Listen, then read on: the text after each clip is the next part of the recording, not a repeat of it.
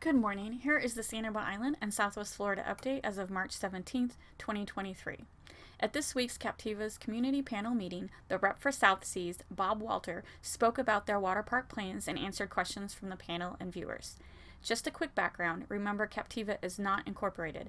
Government-wise, Captiva falls under Lee County. Lee County created the community panel to help govern the island. The social media announcements of the water park 2 weeks ago was the first the community panel had heard about these plans. The panel gently reprimanded Bob for not keeping them informed. He apologized and promised to do better. Keep in mind Bob has been at all of these monthly meetings that I have been reporting on, and he has given them lots of updates, but never mentioned the water park. I think they let him off too easy because obviously with all these drawings of the water park, these plans have been in the works for months. On the other hand, technically, South Seas doesn't have to ask the panel for approval. It is the Lee County Planning Department that will have final approval on this planned water park. Bob Walter did mention that this is just in the planning stage, that no permits have been filed, which makes more sense to me because I was like, how did I miss this? I also watch all of the Lee County Planning Board meetings. Well, it hasn't been brought up yet for approval.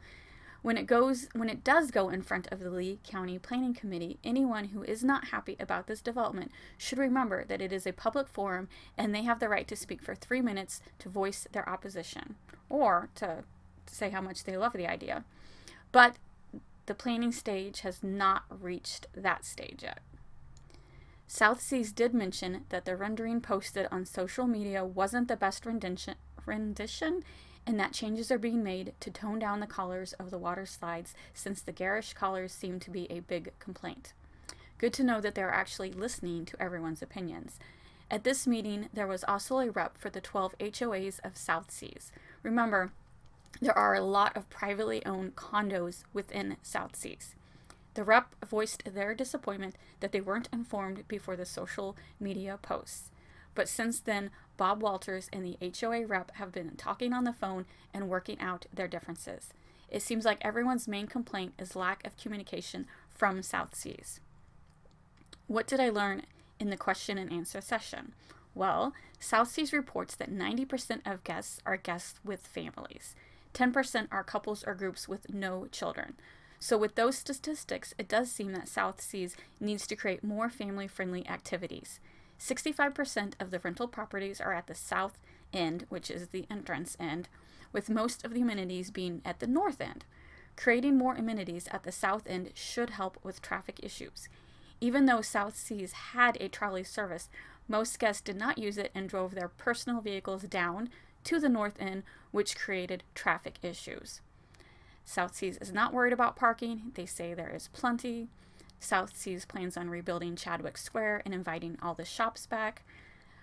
Questions about height issues like, is this bottlenose bay going to be too high? Bottlenose Bay is not going to be too high. Technically, the highest point of Bottlenose Bay is 2 inches lower than the highest point of the former reception center.